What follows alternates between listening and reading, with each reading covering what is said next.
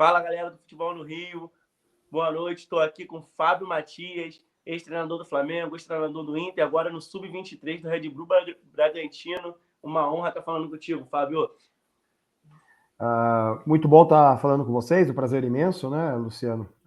Falar um pouco de futebol, né? E toda vez que a gente é convidado para falar de futebol, a gente fica muito feliz, ainda mais dentro do trabalho que tu vem fazendo. Acho muito importante isso, que é um trabalho assim que acaba ajudando muitos profissionais, né, a falarem um pouco da sua vivência, da sua experiência.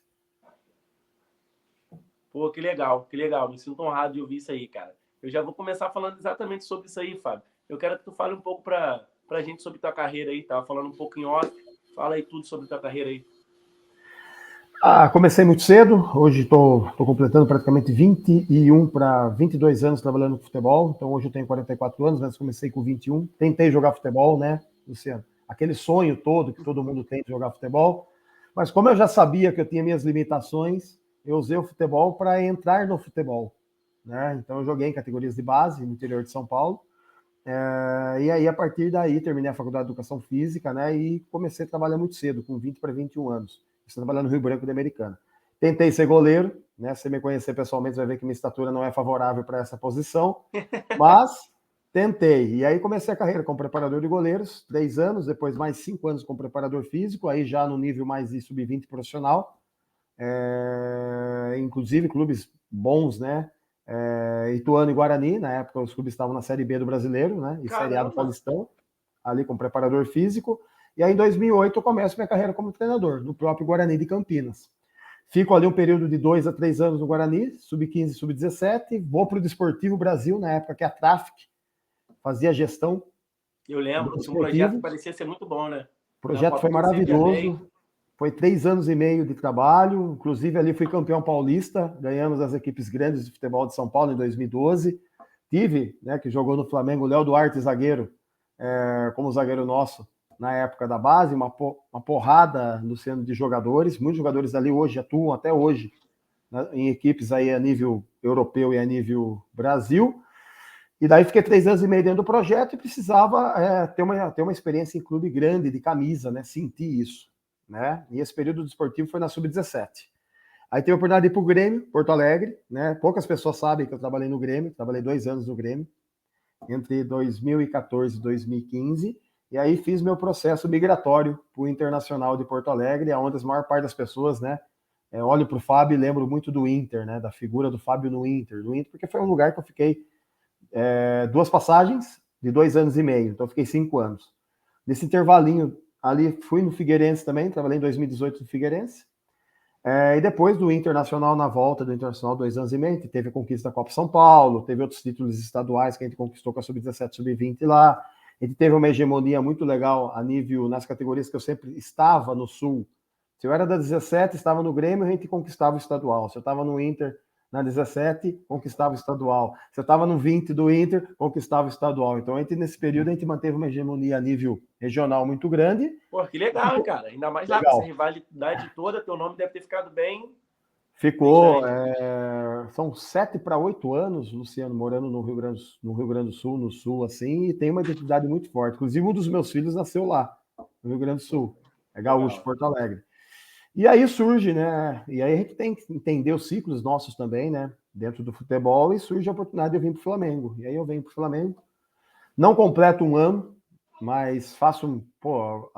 Foi maravilhoso trabalhar no Flamengo também, um período muito bom. A gente foi semifinalista do Campeonato Brasileiro, a gente foi até a final da Copa do Estadual. A gente estava iniciando, como eu estava falando até em off, aqui a Copa São Paulo de Juniores, aí acabei ano passado tendo a oportunidade de fazer as 3 primeiras rodadas do Campeonato Carioca Profissional. No Inter também fiz profissional também, falando para você aqui em off também um pouco, né, ali, Campeonato Estadual com a Sub-20. E aí surge o projeto Red Bull Bragantino, né, um projeto, para mim, em termos de carreira, de transição de carreira. De sair do processo de Sub-20, eu fiquei 6 para 7 anos, Luciano, em Sub-20. Então, assim, contribuí com muitos atletas, graças a Deus, muitos atletas de alto nível. Fala o nome de alguns aí, Fábio, pra gente.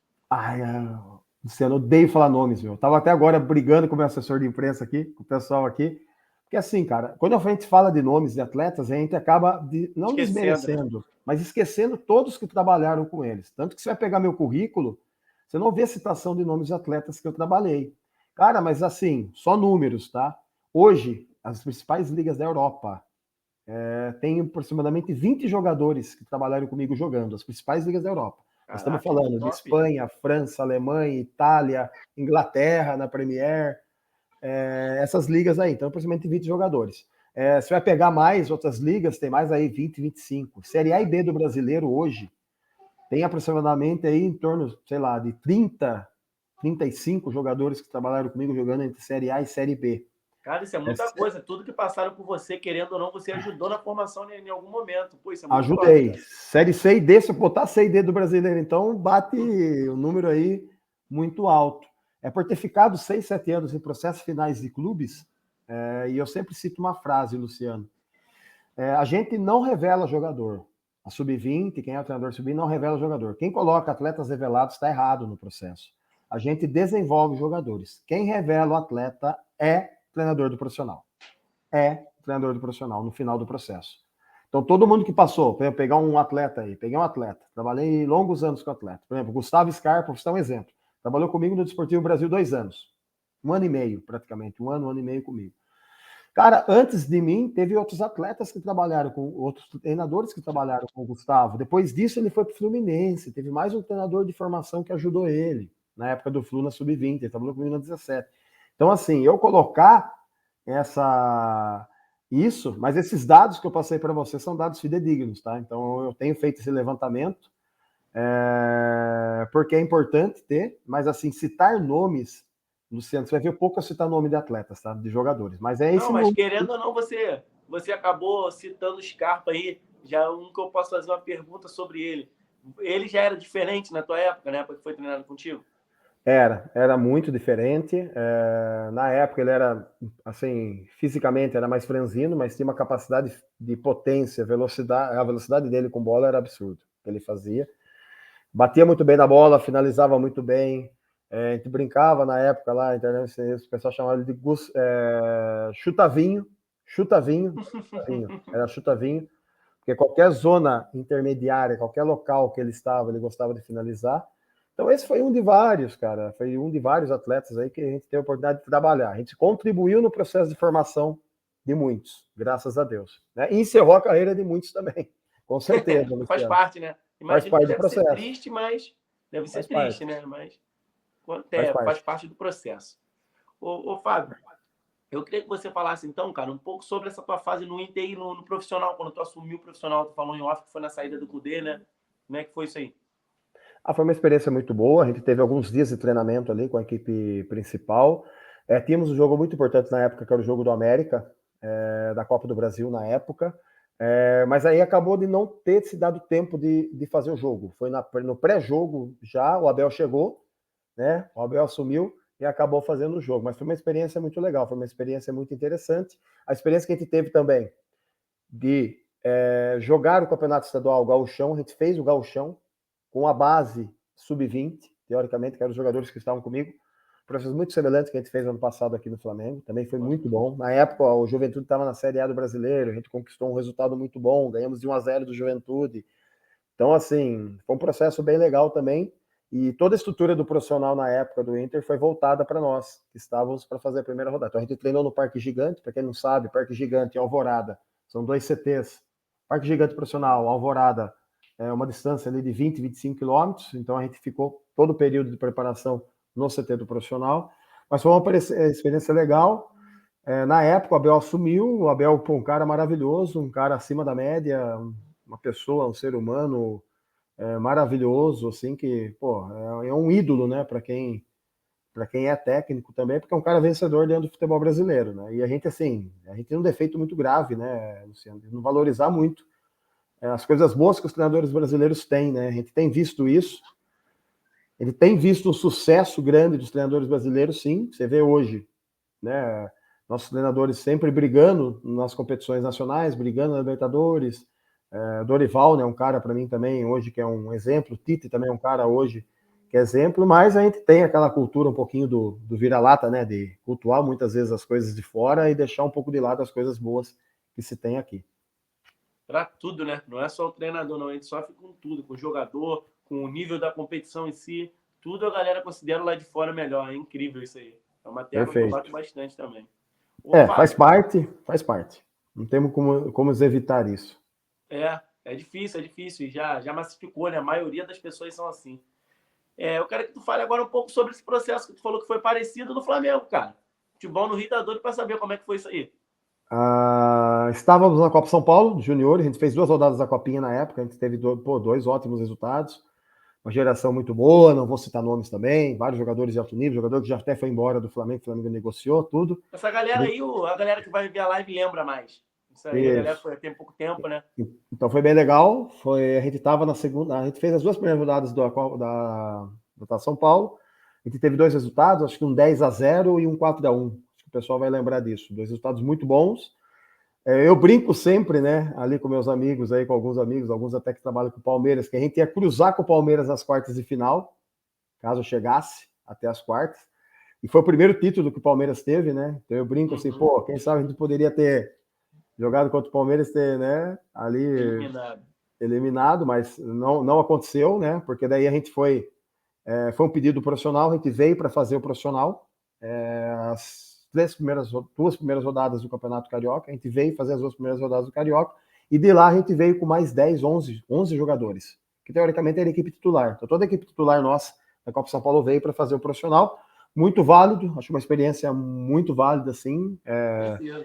Também de você, assim, ter a questão da torcida, a gente fez o jogo lá no campo da Portuguesa, a gente fez o jogo contra Volta Redonda também, Boa Vista, acho que foi o primeiro jogo nosso. Então, assim, muito válido a experiência para os atletas. Para mim, cara, sensacional. Gostaria que tivesse sido no Maracanã, mas o Maracanã estava em reforma naquele período, né? Que seria mais ainda prazeroso, mais legal, mas foi uma boa experiência, sim, uma experiência bem válida. E que, cara, assim, fazer jogos do profissional do Flamengo é um sonho, acho que de qualquer treinador que esteja no meu. Como o meu caso, né, como treinador que está vindo da base, que ainda está transitando para o profissional. E a gente teve essa experiência, como eu tive no Inter também, né, de fazer 3 rodadas do Campeonato Gaúcho também, no profissional.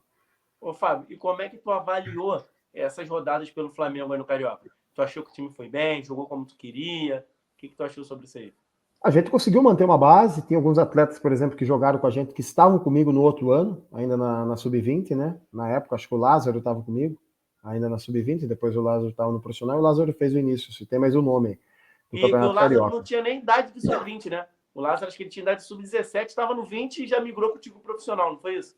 Ele foi direto antes. Isso logo depois, acho que quando eu não estava aqui ainda, foi quando ele ganhou o Mundial, né? Que ele fez o gol na final do Mundial da Sub-17. Mas o Lázaro já tinha idade com a gente, já de Sub-20, fez o último ano dele com a gente e depois já estava no profissional e aí fez o Carioca também.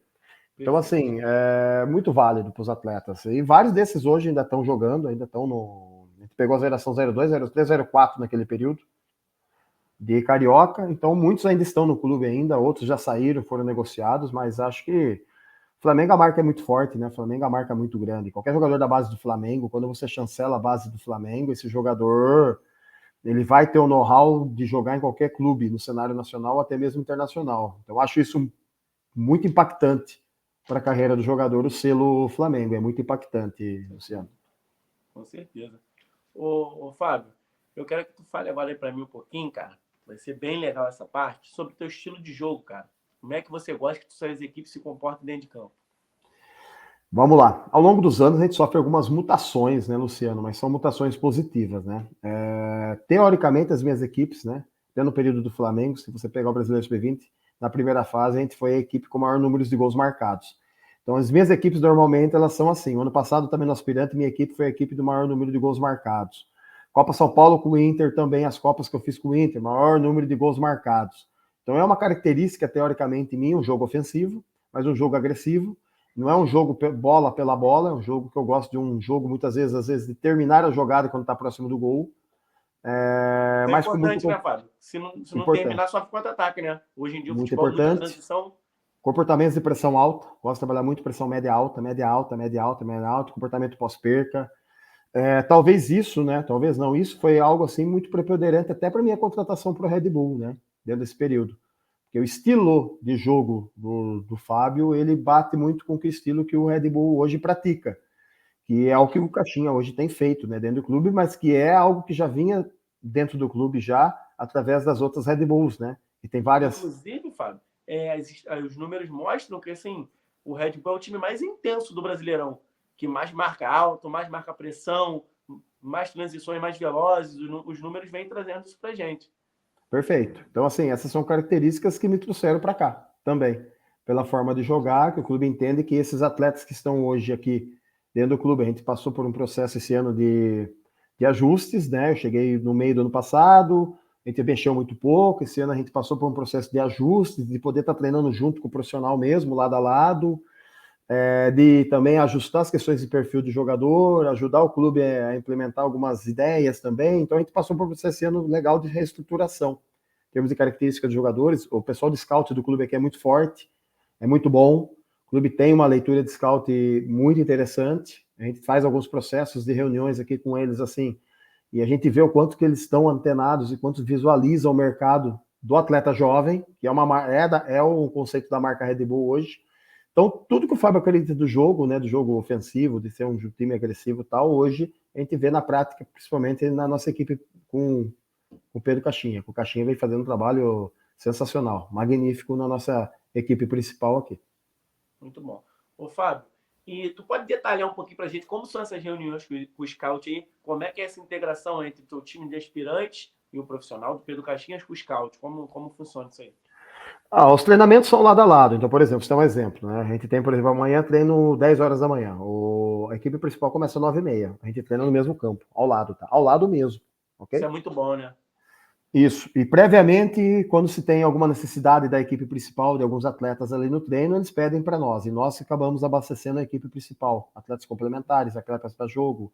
A gente tem, muitas vezes, jogadores que estão treinando com a gente, e daqui a pouco, a hora que você olha, esse cara está convocado para o jogo da principal e esse cara vai jogar. Então, isso Integrado, também... né? Isso também faz parte do conceito do treinador do principal, né? Que o Caixinha, ele, se tiver condição de colocar um jovem, se tiver condição de colocar um atleta jovem, ele coloca sem receio, desde que o cara esteja com desempenho, desde que o cara esteja fazendo as coisas bem feitas também dentro do processo da equipe. Então, é um processo integral. Essas reuniões de scout, elas são a cada 2, 3 meses, a gente faz, principalmente sobre as questões de plantel, característica, próximo ano. A gente sempre visualiza aqui a 20 a 17 do clube. Eu faço um processo, tento fazer um processo o máximo possível. A gente treina em lugares diferentes, tá, Luciano? A 20 a 17, a base, tá? O profissional nosso tá em Bragança, HWT, que é um lugar, uma estrutura muito boa, nosso como profissional, e Jarinu é a nossa base, tá? Então, se é 20, 17, 15 está em outro local. E aí as menores estão em outro local também, né? E a partir do ano que vem se tem um novo centro de treinamento. Se vocês derem uma pesquisada aí no CT Red Bull Bragantino. Eu vi, magnífico. Cara, é assim, maravilhoso. São 8 campos, um mini estádio. Vai ter a parte de alojamento para 140, acho que 150 atletas, jovens atletas. Tem a parte do hotel também, que vai ter um hotel integrado ali dentro também, que é o hotel onde vai ser utilizado o profissional, e nós também, da equipe aspirantes. Então, assim, hoje o processo nosso é integrado, muito integrado à equipe principal, tem a integração com a base, e isso vai ficar mais fácil ainda quando a gente estiver no mesmo ambiente, no mesmo local, a partir de janeiro. Janeiro a gente já faz, teoricamente, nossa pré-temporada no novo centro de treinamento. Pô, muito legal, cara. E só pra gente manter nesse papo aí do scout, como é que é o scout no jogo? Como é que o scout interfere no jogo? Intervalo, eles descem, falam alguma coisa, vai Não. substituir aqui, Isso. pré-jogo. Esses scouts não. Os scouts aqui, eles são responsáveis pela visualização e contratação dos jogadores, tá? Mercado. Mercado, isso.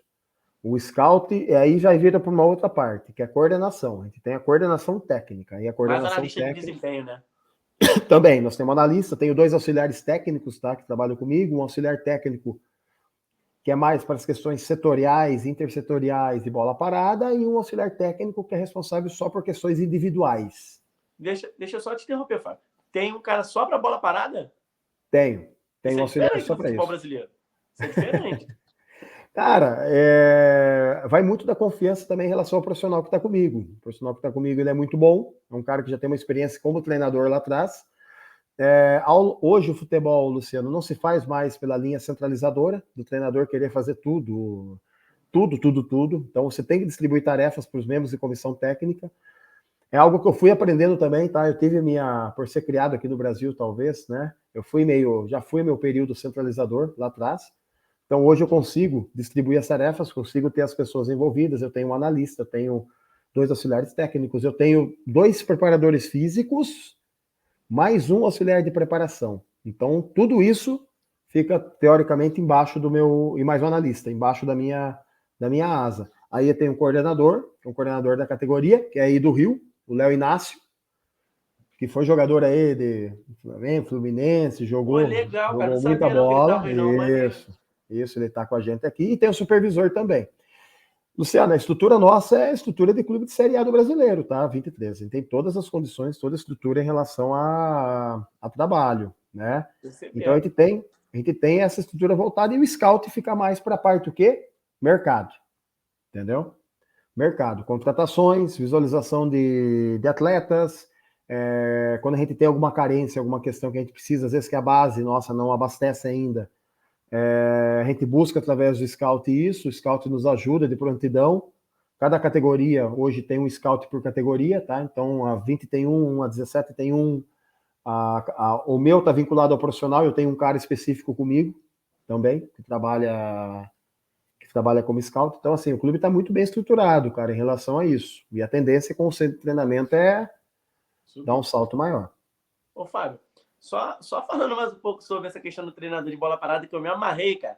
Ele te ajuda no seu time, né? Lógico, como é que tá a bola parada, defensiva, ofensiva, tudo mais. Mas ele também pega jogadas ensaiadas, bolas paradas do adversário e traz para você para trabalhar em cima disso? Cara, eu não boto mais a mão na bola parada, tá, Luciano? A bola parada fica única, exclusivamente com ele. Eu recebo o material, eu olho, visualizo e ele monta. Ele acaba montando, ele dá o treino de bola parada no pré-jogo. Eu faço uma primeira parte, ele vai para a segunda parte, junto com o meu segundo auxiliar. Então, meu segundo auxiliar, muitas vezes, ele estrutura como o adversário vai vir na bola parada. Ele monta a bola parada da equipe adversária e o meu principal monta a bola parada da nossa equipe. Então, essa distribuição hoje de tarefas que eu faço. Eu supervisiono, é óbvio, né, Luciano? Eu permaneço supervisionando, vendo, eu olho os materiais que eu recebo, vejo. Se eu vejo alguma coisa um pouco diferente, eu dou uma olhadinha lá, eu vejo que, opa, peraí, talvez tenha esquecido disso, eu dou minhas pinceladas, mas eu pedi para esse profissional se especializar nisso. Ele se especializou nisso, no processo de bola parada. As bolas paradas não são só escanteio e faltas laterais, tá, Luciano? Estou falando de laterais também. Lateral também? Lateral também. Tanto ofensivo, tanto defensivo. Trabalha com uma regra muito clara de recuperação de lateral. A gente trabalha com recuperação de lateral de 6 segundos. A gente precisa recuperar em 6 segundos o lateral. E aí tem que ter um encaixe bom na marcação, né? Para poder recuperar e sair na transição. Isso aí. A gente tem treinos que eu monto que se trabalham situações de laterais, com retomada rápida da bola também. Tá? Então, o conceito da bola parada, ele tem que estar presente dentro do processo de treino também. Ele está presente dentro do processo de treino também. Às vezes, assim, a gente tem a bola parada na sexta-feira, por exemplo, aquela mais convencional, tem. Mas às vezes eu trago, quando eu vejo que a gente começa a perder um pouco de agressividade, combate, duelo, eu trago algumas atividades que a gente faz de ações agressivas de duelos ofensivos e defensivos, de 2-2, 3-3, eu trago para alguma sessão de treino também, para poder manter a questão do comportamento. Pô, com certeza, achei isso aí magnífico. Com certeza vai virar um corte. Com certeza vai virar um corte, porque foi muito legal, cara, essa parte. Eu ia te fazer a pergunta se tu sabe se o profissional trabalha dessa forma ou algum outro clube do Brasil você já viu trabalhar assim. O profissional nosso trabalha, eu já fazia isso anteriormente, aí no Flamengo eu acabei fazendo pouco no período, estava implementando ainda essa ideia. Tem um auxiliar muito bom no Flamengo, o Marcinho, cara que eu adoro, tá com o Mário Jorge hoje aí ainda, cara top, muito bom auxiliar. Eu estava implementando essa ideia e quando eu venho para o Red Bull aqui, pelas condições e estrutura que o clube me ofereceu, eu consigo implementar essa ideia. O Caixinha faz dessa forma também, ele tem os auxiliares trabalhando com a bola parada, mas é uma tendência, tá, Luciano? Os grandes treinadores hoje, a nível nacional, a nível internacional, que tem comissões maiores, né? Precisa ter comissões, né, Luciano? Quando você está na 17, na 15, normalmente, às vezes, você não tem nem auxiliar técnico para trabalhar, né? Mas, assim, os clubes que eu trabalhei, desde a Sub-20, desde o Inter, na Sub-20 até o período do Red Bull, todos eu tinha auxiliar técnico, tá? Todos eu tinha. Você falou que é uma tendência, eu já vi muitos lá fora, né? O Klopp, sobre os laterais, quando tu falou da cobrança de lateral, me veio logo na cabeça o Klopp, porque ele foi um dos primeiros a implementar isso aí no futebol. Então foi bem legal. Mas aqui no Brasil eu nunca tinha visto, sinceramente. Tem um profissional da área do futebol que eu gosto muito. Até ontem eu estava falando com ele sobre bola parada, o Julian Tobar, que é autor do livro Periodização Tática. Depois, se a pessoa quiser dar uma pesquisada, dá uma pesquisada. O Julian é um cara que hoje trabalha como auxiliar técnico, tá? Ele está trabalhando como auxiliar técnico de alguns treinadores, e é um cara que acabou se especializando um pouco na questão da bola parada. Então é um cara que tem esse viés da bola parada, tem viés dos laterais, tem viés de jogadas combinadas, tem viés de, por exemplo, se o time não tem uma bola parada ofensiva tão boa. E eu usei já isso dentro do meu conceito. O que eu faço? Faço algumas coisas de atração, atraio fora da área.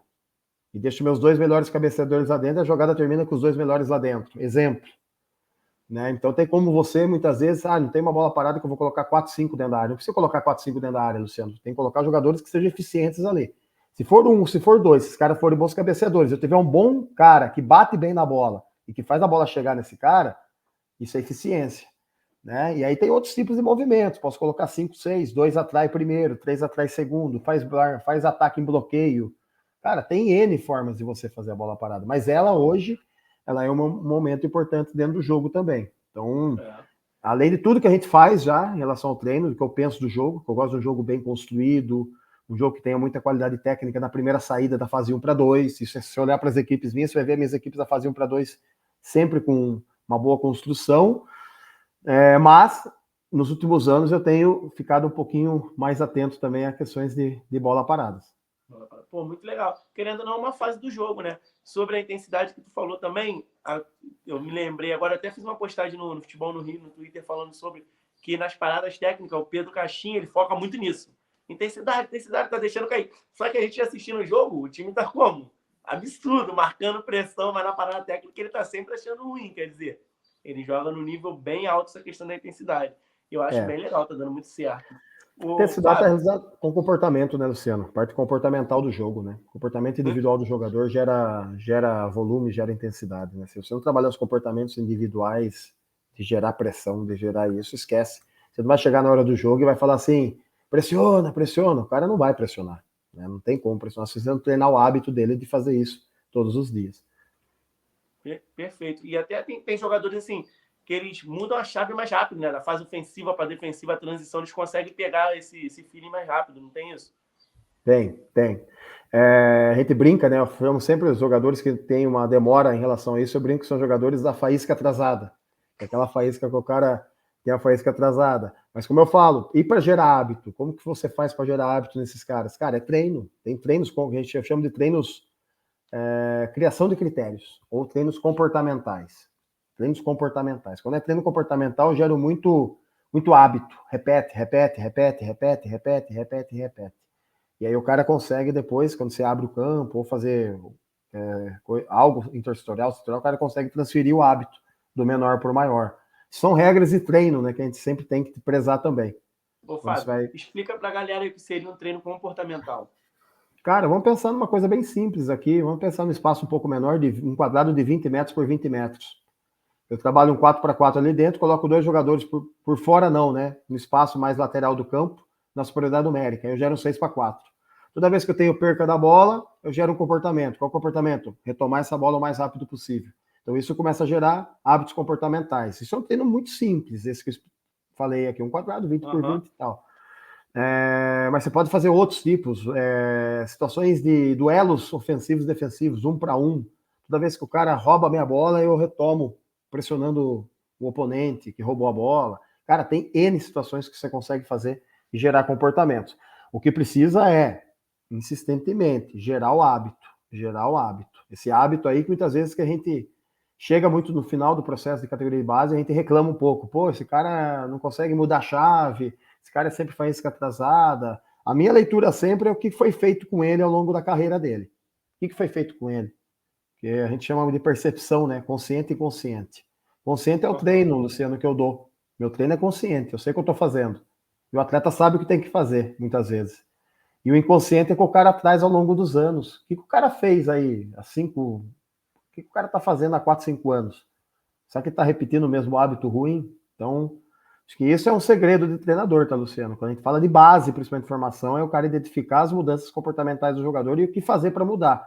Automatizar também, né? Automatizar, mas é uma dificuldade, Luciano. Tô um pouco preocupado até com a questão. Assim, tem caras top na base trabalhando, mas ao mesmo tempo eu vejo alguns processos de alguns clubes assim que me assustam um pouco, que não consegue atingir a essência dos atletas, a essência do jogador. E assim, deu resultado, deu. Não deu, pum, fora.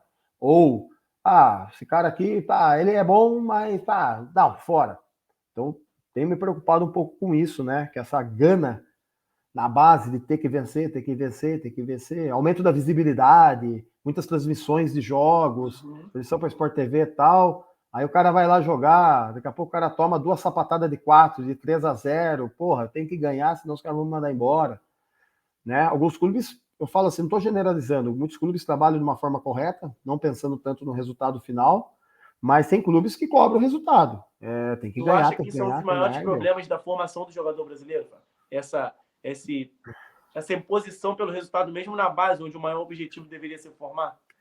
Cara, é um processo assim. Se você é muito bem remunerado para trabalhar no base, você é muito bom nisso, exemplo, né? O treinador não quer subir de categoria. Vamos parar para pensar nisso. A maior parte dos treinadores hoje de formação e de base querem subir para serem mais valorizados financeiramente. Acho que esse é um ponto. A gente vê muitas vezes treinadores que vão subindo, e depois, na hora que chega um processo de transição do vídeo para o profissional, chega o 17 para os caras não conseguem dar o próximo salto, porque os caras competiram tanto ao longo dos anos, e quando você precisa de algo a mais, que está relacionado, elemento estratégico, elemento de desenvolvimento do jogador, isso, o cara não consegue desenvolver isso. E aí o cara chega ali e não consegue dar essa volta por cima. Ao mesmo tempo, a gente vê a formação do nosso jogador hoje, em alguns centros mais deficitária, a gente não tem mais o futebol de rua, vai ser difícil ter futebol de rua. No Rio de Janeiro ainda tem muito, no Rio de Janeiro, pelas comunidades, tudo ainda tem muito, mas vai pegar fora um pouco do Rio ali, o futebol de rua já não existe mais. E a formação vem do futsal, né? E aí, a formação do futsal, vou falar um exemplo. Formação do futsal, beleza, o cara cabeceia a bola? Não cabeceia. Aí o cara chega com 13, 14 anos sem saber cabecear, um exemplo. Porque o futsal não exige o cabeceio, um exemplo. Ao mesmo tempo, o futsal é uma baita ferramenta. Espaço, tempo, domínio orientado, controle de bola, ajuste corporal, giro. Porra, leitura, visão, ataque ao espaço, o tempo inteiro você tem que atacar espaço, ataque espaço, né? Então, acho que, falando de formação, né, acho que precisa equilibrar um pouco mais essa conta. Essa conta, às vezes, ela está muito para cima, ou está muito para um lado, ou muito para o outro, e esse equilíbrio aí é o que faz a diferença no processo de formação. Entendi. Ô, Fábio, só voltando àquele assunto que a gente estava sobre a intensidade na marcação, eu queria que você falasse um pouco para a gente sobre os gatilhos de pressão. Qual você usa, quais existem? Gatilhos de pressão, tá? Tem os gatilhos de pressão, aí quando você vai falar de gatilhos de pressão, você tem que usar assim, a terminologia individual, gatilho de pressão individual ou gatilho de pressão coletivo. Quando a gente fala de individual, a gente tem alguns comportamentos que o jogador portador da bola ou quem está próximo da bola, ele vai executar. Gatilho de passe para trás, gatilho de passe para o lado, gatilho de passe de domínio errado. Esses são alguns gatilhos. Aí você tem os gatilhos que são das questões mais intersetoriais e setoriais. Exemplo, fechamento de corredor central, gatilho para corredor lateral. Gatilho pé do goleiro, gatilho de indução para o pior zagueiro, gatilho do passe para trás de forma coletiva para gerar o pressing. Então você tem vários tipos de gatilhos utilizados em relação à pressão. O grande segredo, acho, de tudo isso é você conseguir sustentar isso o máximo tempo possível dentro do jogo. E isso está relacionado com questão de hábito e questão física. Questão física também, ela está muito embutida nisso, nessa questão do comportamento. É muito menos desgastante você jogar, às vezes, em bloco médio? Dependendo. Se os caras começarem a usar espaço costas teu em bloco médio, tu vai correr 60 metros para trás. Então é melhor, às vezes, você encurtar 5, 10 metros, encurtando o portador da bola com pressão, do que você correr 70 para trás. Então, quando se fala de gatilho... Quando tu joga em bloco médio, baixo ou médio, quando tu recupera, tu tem um campo todo para correr. Campo maior. Quando você rouba mais perto da zona do gol, mais fácil de você chegar no gol, né? Aí. Quando você trabalha em bloco baixo, automaticamente você vai ter uma distância maior percorrida para o jogo ofensivo, que é um pouco mais complexo, que é um pouco mais difícil. Então, quando se fala de gatilho de pressão, a gente fala muito disso, né? Tem a terminologia individual e tem a terminologia do pressa, que a gente chama coletivo, né? Que são as ações que vão acontecer dentro do jogo que vão gerar uma pressão coletiva. As pressões, elas podem ser, muitas vezes, dependendo do tipo de saída de tiro de meta do adversário, saída de fase 1 para 2. Essas relações vão ser individuais por setor ou vão ser setoriais? Aí também você tem que ter isso muito claro dentro do conceito, né, do atleta. Tem equipes que jogam só pela individual por setor, tem equipes que jogam na relação individual, tem equipes que jogam na relação zonal ou, como eu falei para você, setorial. Né? Então, esses gatilhos também têm relação com o que você vai fazer em relação ao tipo de pressão, característica de pressão sua. Outra coisa que é importante, identificar o tipo de pressão do adversário. Exemplo, saída do adversário, eu falo muito disso, né? Normalmente quando você tá com a bola, vamos pensar no processo inverso, Luciano. Estamos com a bola. Vamos pensar agora, vai ficar mais claro, eu acho isso. Que tipo de pressão que o adversário exerce de mim? Pressão de 2, pressão de 1, pressão de 3, pressão de 4 ou pressão de 6 jogadores? Os tipos de pressão também são características também do tipo de pressing que você quer usar. Pressão de 1 dificilmente você vai ter um indicador de pressão com bloco médio alto. Agora, quando você começa a trabalhar, pressão de 2, pressão de 3, pressão de 4, pressão de 6, opa! Subir, né? Há uma mudança de gatilho, há uma mudança de subida de linha também, de altura de linha em relação à pressão. Pô, legal, legal. Pô, maravilhoso, cara, muito legal. Eu vi que você também é fisiologista, né? Querendo ou não, eu vi que você também é fisiologista. Eu sou profissional de educação física também, não te falei, mas eu sou profissional de educação física. Cheguei a trabalhar com preparação física aqui nos clubes menores do Rio de Janeiro, fiz estágio no Vasco, então eu me interesso bastante por esse tema. Já que a gente está num contexto de pressão, eu acredito que a preparação física é importantíssima, lógico, né? E eu queria te fazer uma pergunta, cara, sobre o treinamento de força no futebol. Muita gente fala que só os campos reduzidos, os mini-jogos, que você até citou aí, é suficiente. Algumas pessoas falam que tem que ter um treinamento de força específico. Qual é a tua opinião sobre isso aí? Ótima pergunta, tá? Eu sou pós-graduado em treinamento e fisiologia, tá? Mas já rasguei a fisiologia faz tempo, tá, Luciano? Vou lá com futebol, tá? Tô brincando. Quando eu vi que tu era formado em fisiologia, eu falei, caraca, muito brabo, vou fazer essa pergunta para ele. Vamos lá. Hoje você tem os tipos de... Vamos falar da periodização um pouquinho, tá? A periodização ela veio no viés físico, né, inicialmente. A periodização física ela foi implementada principalmente lá pela metodologia, vamos citar aqui resumindo, metodologia holandesa de treino. O que os portugueses fizeram? Os portugueses pegaram a metodologia física e trouxeram para a metodologia tática. Então eles trazeram isso e virou a periodização tática. Na é que você, desde o primeiro dia, desde o início, você trabalhar questões comportamentais e conceituais do jogo. Quando você caracteriza a periodização, você joga dentro dela alguns conceitos fisiológicos, né? E eu trabalho com conceitos fisiológicos, são conceitos coordenativos, conceitos de força, velocidade, resistência, isso, basicamente esses. Quando se fala de força, se tem 890 mil variações de força. O que a gente fala muito é da força específica, que é a força que o atleta utiliza dentro da aplicação do jogo. Essa força tem relação com acelerações e sprints, de 10, 15 metros. Tem a força isométrica, que é aquela força de sustentação de controle corporal, o cara tem que ter também, né? E isso aí. Basicamente isso. Tem também, também excêntrica, que é as frenagens, acelerações, etc. Vamos entrar muito dentro disso. Tudo isso, se você montar uma linha de treinamento e quando você monta o conceito e o comportamento, você consegue ajustar a questão fisiológica. Hoje, o que eu fiz hoje? O que eu pedi para o meu segundo preparador físico?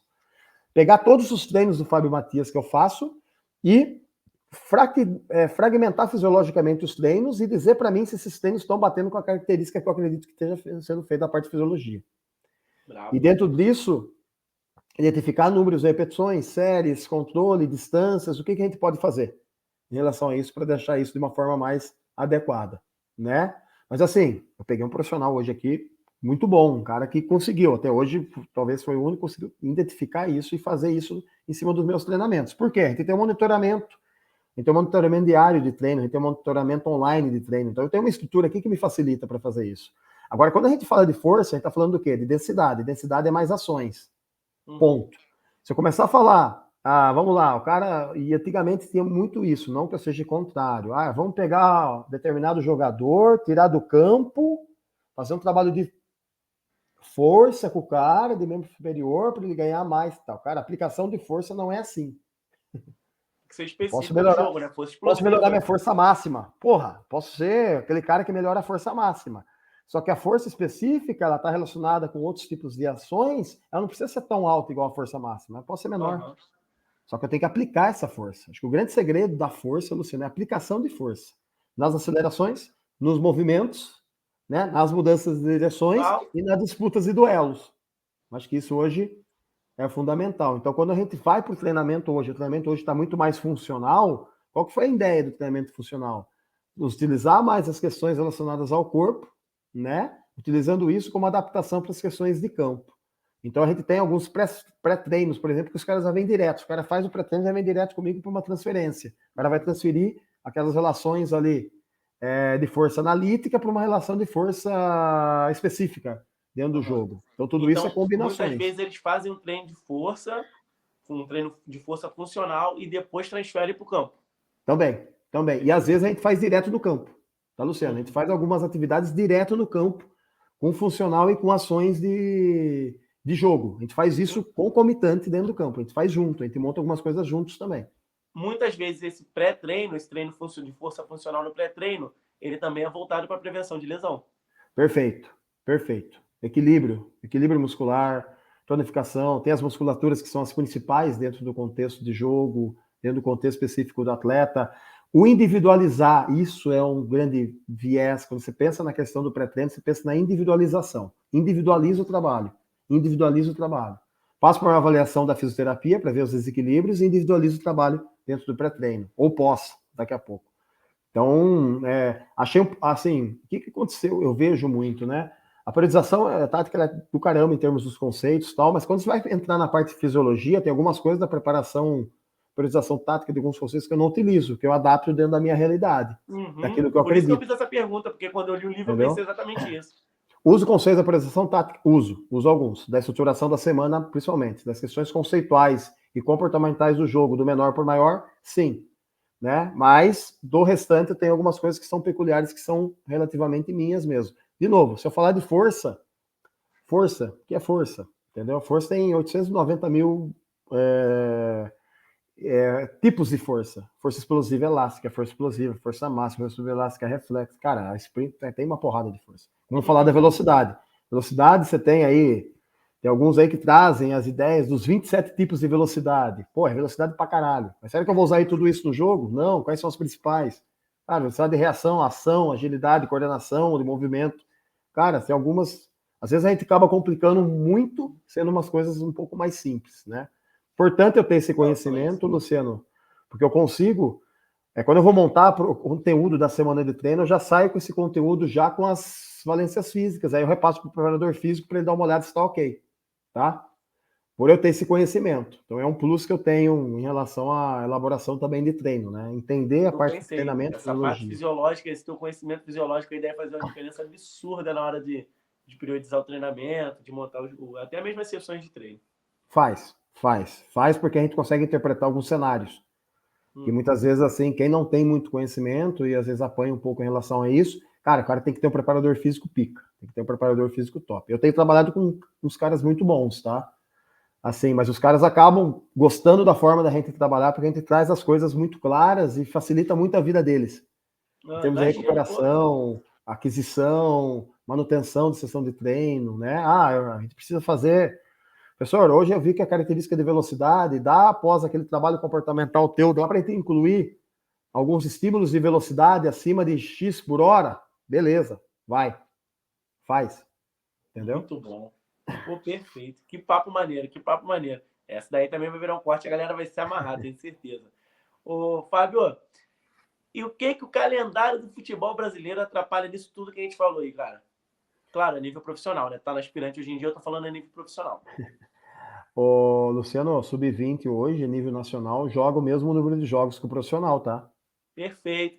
Bem lembrado. Alguns treinadores de sub-20 já comentaram comigo que isso, inclusive, está atrapalhando na formação, porque no sub-20, onde você tem que treinar, você não tem tempo para treinar. Isso é um absurdo, né? O cara do sub-20 falar que não tem tempo para treinar. Não deveria ser assim.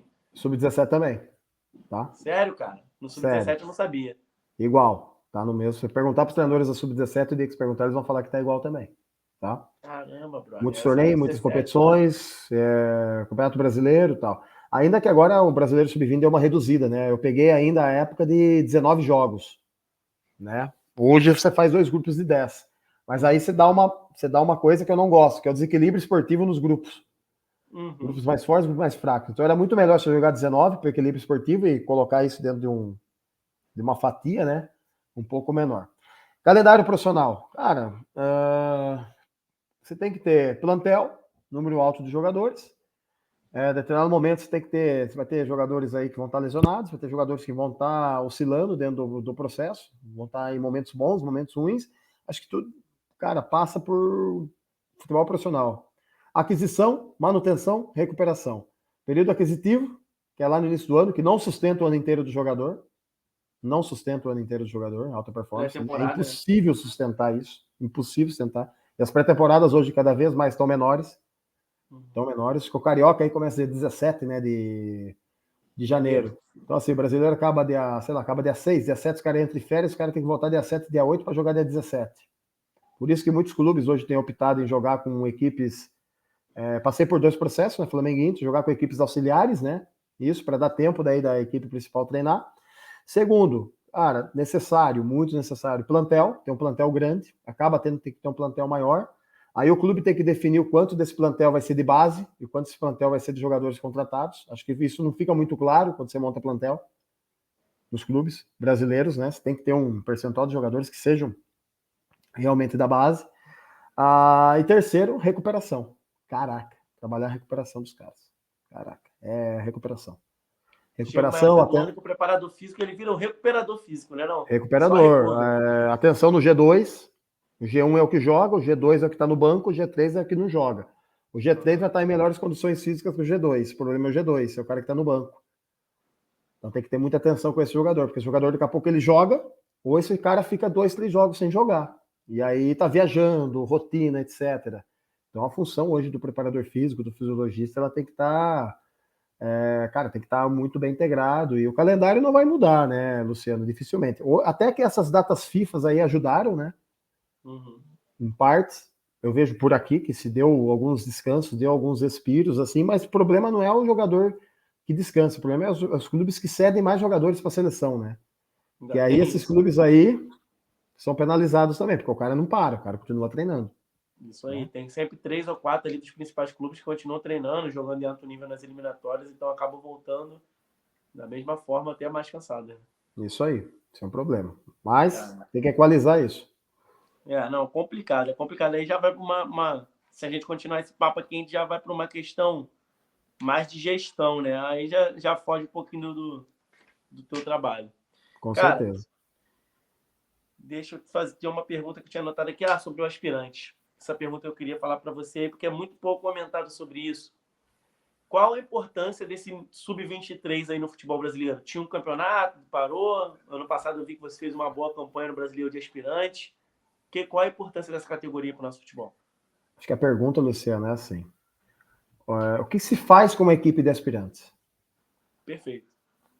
Eu tive exemplos no Inter, que eu trabalhei no Inter, tenho o exemplo do Red Bull. Hoje o Red Bull, a gente tem uma ideia muito clara em relação ao aspirante. Não é uma equipe sub-23, é uma equipe um pouco mais jovem, 19, 20 anos, aonde se tem competições profissionais para se jogar, porque o calendário de São Paulo é muito bom para isso, a gente tem vaga na Série A13, tem a Copa Paulista profissional. Então você tem que ter calendário, tá? Primeira coisa. Se você não tiver calendário, o cara fica só treinando ao longo dos anos, cara, isso aí para mim é horrível para um atleta de futebol. Segundo ponto, o aspirante não pode ser um depósito de jogadores. Jogadores que estouram a idade de juniores, não estão no profissional, ficam no aspirante, mas ficam ali, tem contrato longo, tem contrato de 2 anos, 3 anos. Então, se você... E eu vi clubes, às vezes, que o aspirante se transformou muito em depósito de jogador. O cara não serve para lá, fica aqui. Ou o cara traz o cara para o cara ficar ali e ficar treinando.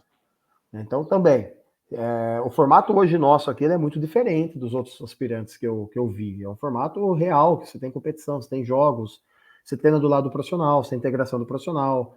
Toda vez que o mister do Caixinha pede treinos, ele pede pra gente, a gente faz coletivos com eles, aí, cara, a gente não fica 15, 20 dias sem fazer coletivo com o profissional, entendeu? Esse coletivo para vocês deve ser, um jogo. É um Champions jogo, né? Uma League. intensidade absurda. Champions League. Eu coloco na cabeça dos guris que tem que ser a Champions dele, né? A Champions de vocês é o coletivo. E é legal, porque dá os embates bons e, assim, às vezes a gente consegue igualar ali, jogar, né? Óbvio que o profissional acaba tendo uma responsabilidade maior de... Ali, o resultado é o que menos importa para nós, o importante é você fazer bons treinos. E aí eu tenho um feedback no final, assim, do Caxi, pô, baita treino, professor, baita treino. Então isso eu acho que é importante. Então, assim, você ter um aspirante com um gasto de 500, 600k por mês, 700k por mês, onde você tem, teoricamente, refugos de jogadores que não servem para o profissional, que estão ali para cumprir contrato, acho um grande erro. E muitas vezes alguns clubes utilizaram o aspirante para isso. O aspirante virou não um processo de amadurecimento do jogador. O jogador com 20, 21, 22 ainda pode amadurecer, mas virou um processo que o cara tem contrato, estourou a idade de juniores, o mercado não absorveu o cara não quer sair do clube, às vezes, tem jogador que não quer sair. Tem mais 2 anos de contrato, vou cumprir os 2 anos. Aí o cara não quer sair do clube. O cara quer ficar ali, tá ganhando 60, 70k por mês, sei lá o quanto que o cara tá ganhando, o cara fica ali. Vou esperar cumprir. Acontece isso também. Então, quando se fala do aspirante, você tem que ter uma ideia muito clara do que é. Qual que é a ideia aqui nossa? Desenvolvimento dos jogadores. Então, para isso, a gente usa jogadores, às vezes, de 23 anos, 22, não. Às vezes, na Copa Paulista, o Mister pediu para jogador de 22, 23 descer para jogar com a gente. Jogador que está voltando de lesão, jogador que está algum tempo sem jogar. Isso é legal. Para ritmo, né? Isso pra aí. ritmo e depois subir de novo. Isso aí. Isso é feito. Mas a base nossa é 19,5, 20 anos no máximo. Porque a nossa equipe principal, Luciano, ela tem uma média de 23 anos. Então não tem sentido eu ter um outro time de 23 anos aqui. Concorda comigo? Concordo não tem plenamente. Sentido dentro do projeto. Ô, Fábio, deixa eu só te fazer uma pergunta. E não bate com o Sub-20? A galera de 19 não está no Sub-20? Como é que fica? O nossa performance pura, os melhores. Na Sub-20 tem bons jogadores, mas Sub-20 nosso, normalmente o último ano não está no Sub-20. Entendi. Aí já vai para vocês. Isso, os jogadores que precisam de amadurecimento, etc. 04, 05, 06. Esse ano nós tivemos jogadores 07 jogando na 20 aqui. Perfeito. O processo até 06, 07 jogando. Até se foram titulares, 06 foi, 06, 05 titulares na 20. Isso é muito bom, né? Porque a garotada pega um nível de enfrentamento mais alto e evolui mais e assim por diante. Pega. É um sofrimento, às vezes, sofre pela questão, às vezes, que às vezes alguns resultados acabam não vindo. Não. Porque você tem que formar também competindo, você tem que formar também ganhando, né? Mas eu acho que há um equilíbrio, e isso é uma coisa que a gente tem buscado aqui, equilibrar um pouco isso, essa balança. E ter os jovens, ao mesmo tempo, conseguir competir. Porque não adianta você formar uma temporada com 10 jogos, 10 derrotas, cara. Eu não consigo enxergar um processo de desenvolvimento de base de 20, 17, 15 dessa forma. Entendeu? Acho que tem que ter o equilíbrio. A gente não vai ganhar tudo também. O objetivo não é ganhar tudo. O objetivo é formatar jogadores. Mas tem um equilíbrio também nisso, de pelo menos você ser competitivo. Você pode perder, mas desde que você seja competitivo, que você consiga igualar o jogo. Jogar. Acho que esse é um ponto fundamental para o desenvolvimento de jogadores. Perfeito, perfeito. Ótima resposta. Cara, eu vi também que você fez alguns estágios na Europa, né? Em clubes do exterior. Me fala aí como é que foi esses estágios aí e se tu viu alguma diferença no treinamento, nas sessões de treino mesmo. Tive a oportunidade, na época do Desportivo Brasil, principalmente, que era um projeto voltado para o futebol europeu. A ideia nossa na época lá era, após 17 anos, os melhores jogadores nossos irem embora do país. Aqueles que o mercado exterior não abastecesse ficariam nos clubes de sub-20 do Brasil. E aí me proporcionou muitas viagens. Viajei para 8 ou 9 países, acho, na época. Ali, joguei as melhores competições da Europa, com a categoria sub-17. E, além disso, a gente permanecia em alguns países mais tempo. Então, aí, por exemplo, fomos lá na Bélgica, ficamos lá, ia jogar um torneio na Holanda. Fomos para a Bélgica, ficamos em Bruxelas, ficamos 10 dias treinando no Anderlecht. A gente ficava 10 dias treinando dentro do CT do Anderlecht. Manchester United, mesma coisa, ia lá, treinava 10 dias. Estoril, mesma coisa, 10 dias. Ajax, ficava lá uma semana legal, cara. no CT do Ajax. Bem legal isso aí. Não ia só visitar o local. A gente permanecia e utilizava a estrutura do clube. A gente utilizava. E quando você usa a estrutura do clube, você conversa com profissionais do clube. Né? Além dos torneios que a gente jogava. Então, assim, a gente chegou a ficar, acho que teve um ano que eu cheguei a ficar num período único, quase 40 dias, treinando fora do país e jogando competição fora do país. Experiência braba. Então, assim, tive contato com muitas culturas, tive contato com muitos treinadores, tem acho que uns 2, 3 treinadores ainda que a gente tem contato ainda, que são treinadores agora que já estão despontando também no profissional. É legal isso, tanto em Portugal quanto na Holanda, própria Inglaterra também, é muito legal isso. São caras que na época a gente se enfrentava nas competições. Isso era sensacional, se enfrentar esses caras e ver os caras hoje também num processo também de transição para o profissional. Mas o principal é a questão cultural que o atleta adquire. Tem algumas competições que os atletas ficavam nas casas das famílias, não ficavam com a gente. As famílias ficavam tomando conta dos atletas. Então, obrigatoriamente, o cara tinha que se comunicar, tinha que falar inglês. E na época do desportivo, a gente tinha o inglês, era obrigatório no clube. Os atletas tinham aula uma vez por semana, era obrigatório o inglês. Então, assim, gerava muito. Treinamento, tá, Luciano? Eu vou ser sincero contigo, tá? E eu tive a oportunidade de trabalhar com alguns treinadores nos clubes, no profissional, alguns treinadores do profissional de fora também, e vendo lá fora, assim, cara, nível de treinamento hoje, cara, é muito fácil hoje você montar treino, né? Porque você tem acesso a informações. Eu não vejo muita, da minha parte do meu trabalho, eu não vejo muita diferença, eu não vejo diferença. É lógico que tem algumas coisas que são adequadas individualmente, são questões que são de treino, questões de gestão, mas eu não vejo diferença na questão do treinamento, daquilo que se quer, em questão de objetivo. Acho que o grande problema, Luciano, é você ir lá, pegar um treino, trazer para a tua rotina e dar o treino, só que o treino não é a tua essência, porque tu não montou o treino. Né? Agora, você pegar o treino, se adequar, olhar o treino, ter uma ideia e falar, opa, peraí, vou criar algo em cima disso, crio algo. Aí sim. Adaptar o treino que tu achou legal para você, para o teu estilo de jogo, tuas características. A característica de treino é lógica. A gente partiu de uma escola lá atrás de muito volume de treino. Hoje o volume é muito menor. Você treina realmente com as relações da intensidade. Eu trabalho com tempos de duração de treino menores também. 1h30 no máximo? Cara, no máximo, o máximo, mas assim, cara, às vezes tem treinos que são até mais curtos, 1h15 ali. Eu falo, se você pegar o tempo real de treino, vai dar 40, 45 minutos. Tirando os descansos, intervalos, dá 40, você tem pausas, intervalos, né? Que eu chamo de tempo efetivo de treino. É o tempo realmente que o cara treinou. Caraca, e tá ótimo, tá ótimo. Se for uma intensidade alta, tá ótimo. Isso aí você preza por intensidade. É lógico que antigamente fazia-se 4 treinos de bloco, se fazia 2 tipos de trabalho coletivo.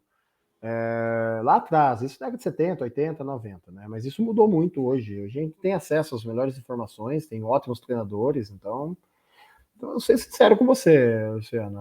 E outra, às vezes, cara, eu acho heróico os caras que trabalham hoje na Série B, Série C do brasileiro aí, que fazem o time jogar. Porque assim, teoricamente, cara, uma coisa é você pegar o Guardiola, o Klopp, os caras têm os melhores jogadores do mundo com eles, né?